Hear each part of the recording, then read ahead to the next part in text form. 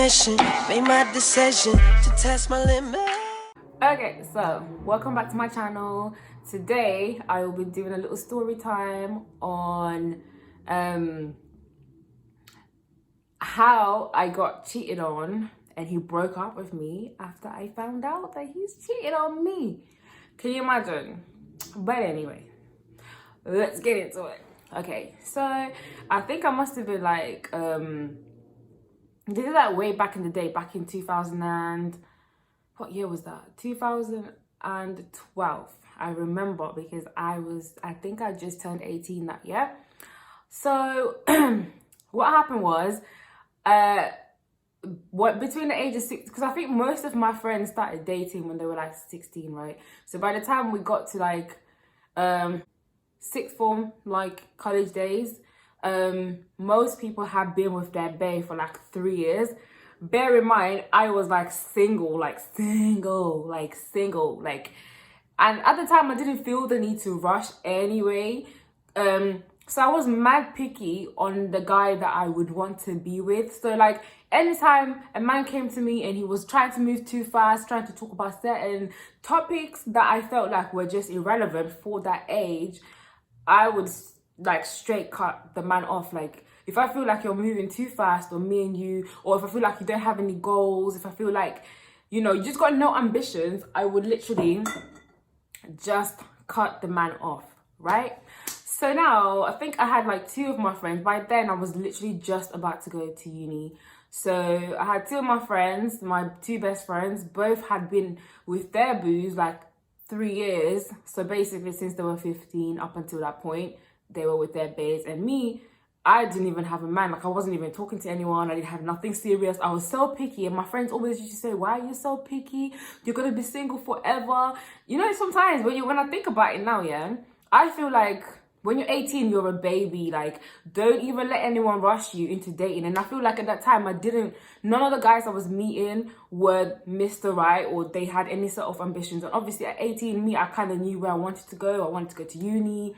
You know, after that, I went to go do my master's. I was very ambitious, like, growing up. So, like, I didn't have time for these little boys that just wanted to play around, go out and all that. Because I wasn't even allowed out at the time. My mom was proper strict. Like, going out was never me. Like, so anyway, let's get into how I met this guy.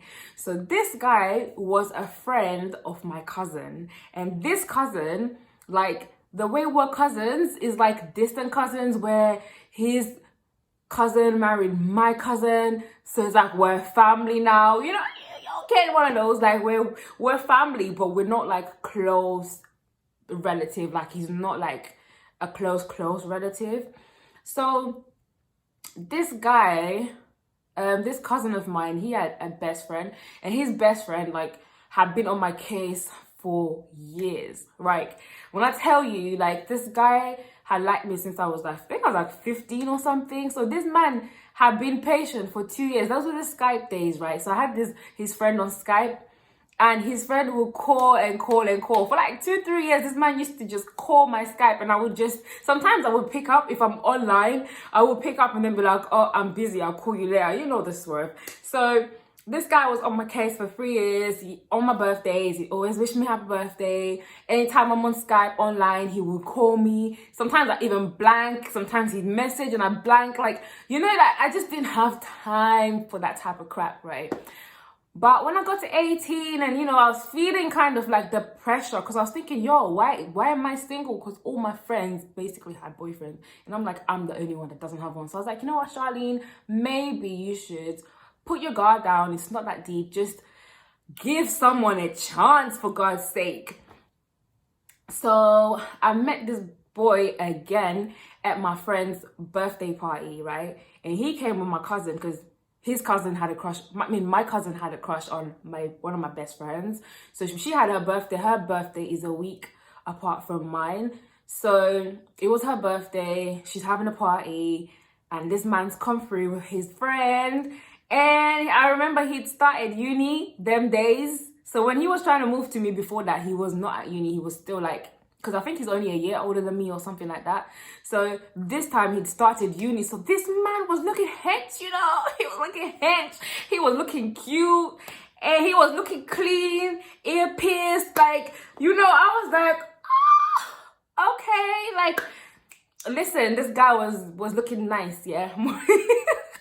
Long story short, he was looking nice. So I was like, okay. So this time now, I think he was feeling it. You know, when he probably had grown a little bit, so he was getting a bit of attention from girls. So this man was now feeling himself. So he's not moving to me how he usually moves to me. He's not really paying attention to me. I'm like, what is this?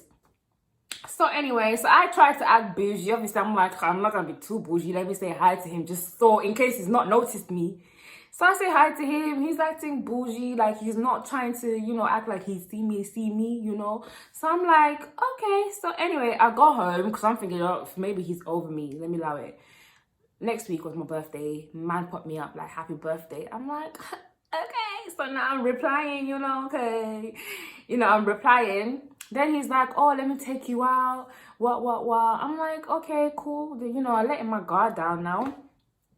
So I let him take me. Actually, he didn't take me out, actually. No, we went to cinemas.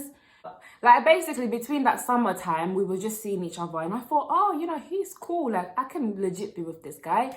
So then I moved to uni. This was literally, I think, like a month or so into us, like, dating. I moved to uni.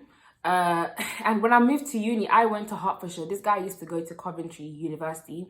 So that's like an hour or so drive, something like that, like the drive. But if you were to get train or on public transport, because neither of us had a car, so if we were basically trying to see each other, it was a mission, because Hertfordshire is like a little town, a little city, like just outside London. So it's like kind of like a little, it's not a village per se, but it's like, it's a little town. So getting in and out of Hertfordshire is long, because it's like the buses aren't as frequent as they are in like the big cities, and like there's no frequent trains either, no direct trains in and out to go anywhere. So it was just a mission. So obviously when I first moved back to uni, we're still talking, shit's still great, you know, he's giving me all his attention.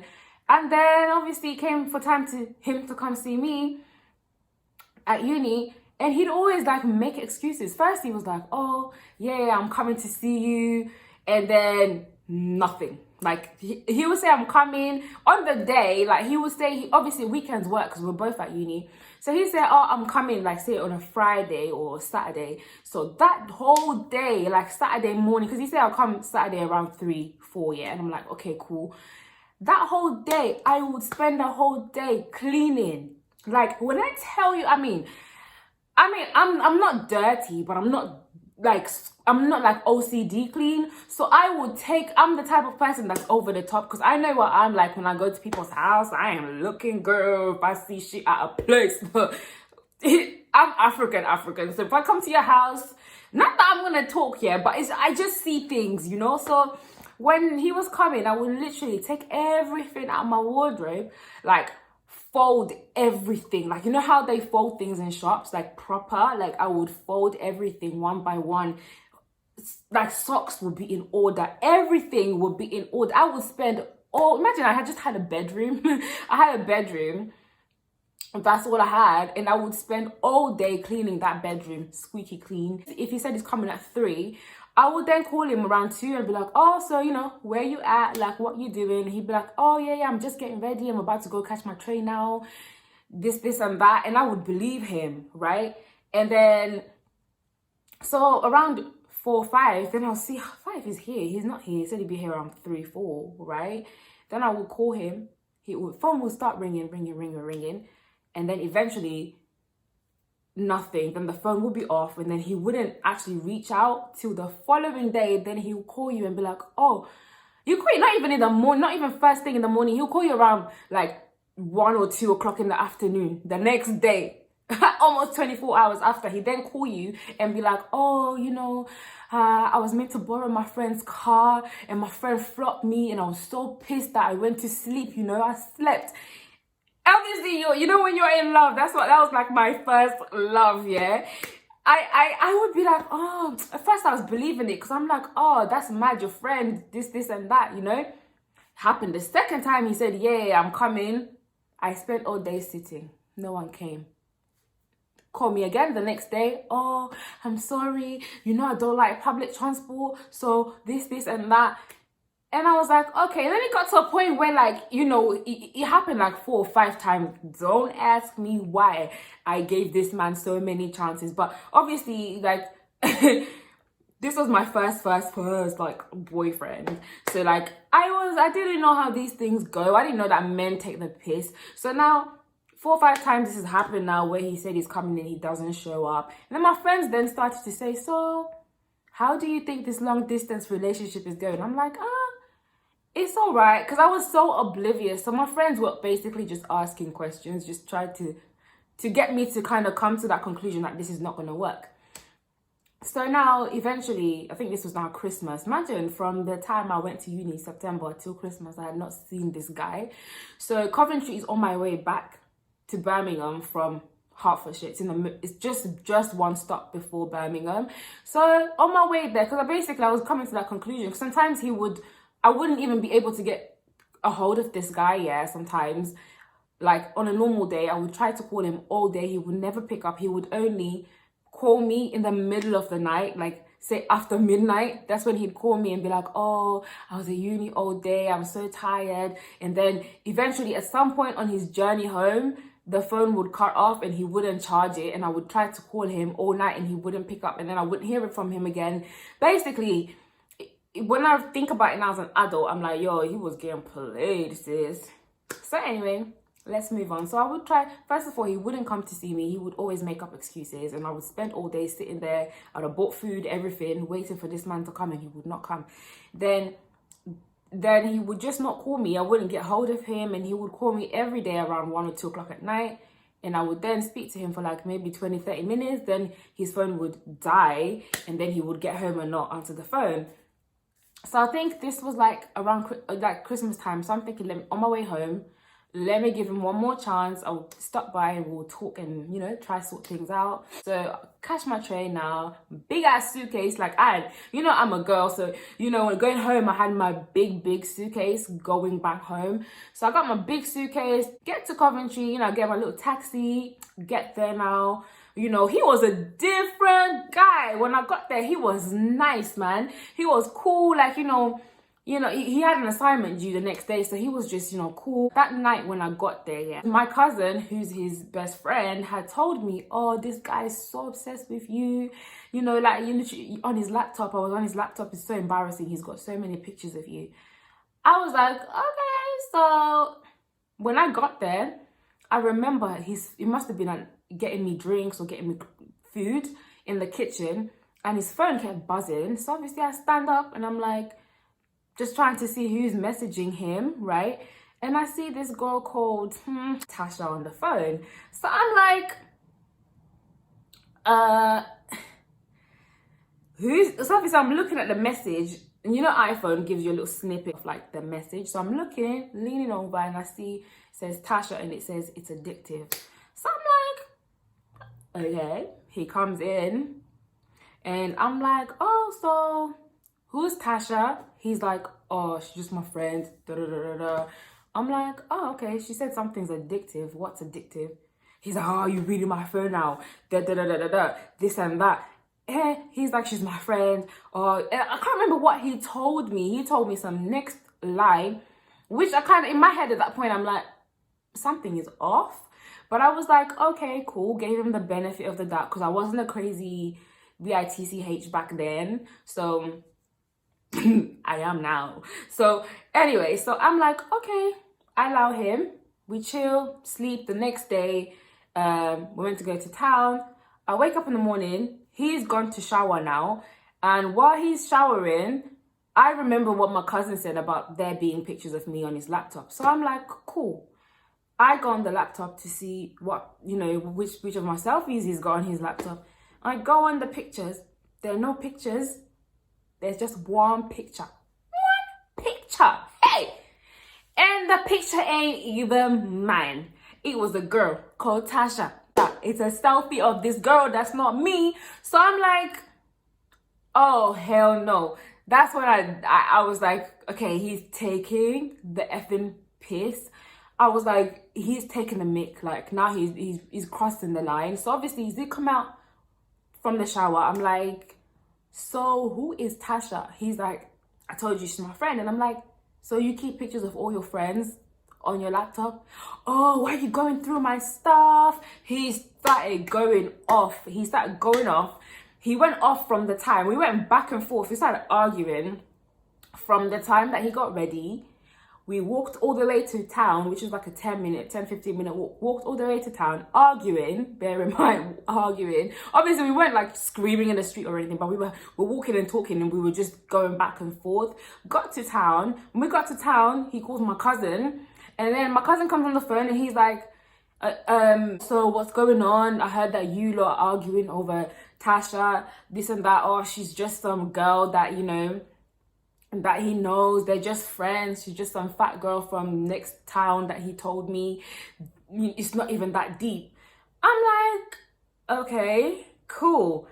And obviously at that point when my cousin came through, I'm thinking, yeah, he's my cousin. He wouldn't lie to me. So at that point, I'm like, okay, calm down. So I'm calm and I'm like, whoa, maybe I overreacted. But still, like, the picture thing wasn't adding up.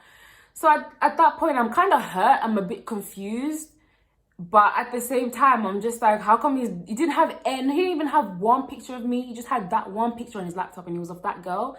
So I was kind of hurt. I was confused. I'm like, what's going on here? I didn't really quite know how to handle the situation. So we're walking back. Now, as we walk back, he's just in silence. And I'm in silence because I'm thinking, do I stay? Do I go? Like, I didn't know. So we're walking and we get home, to his house, and we sit down.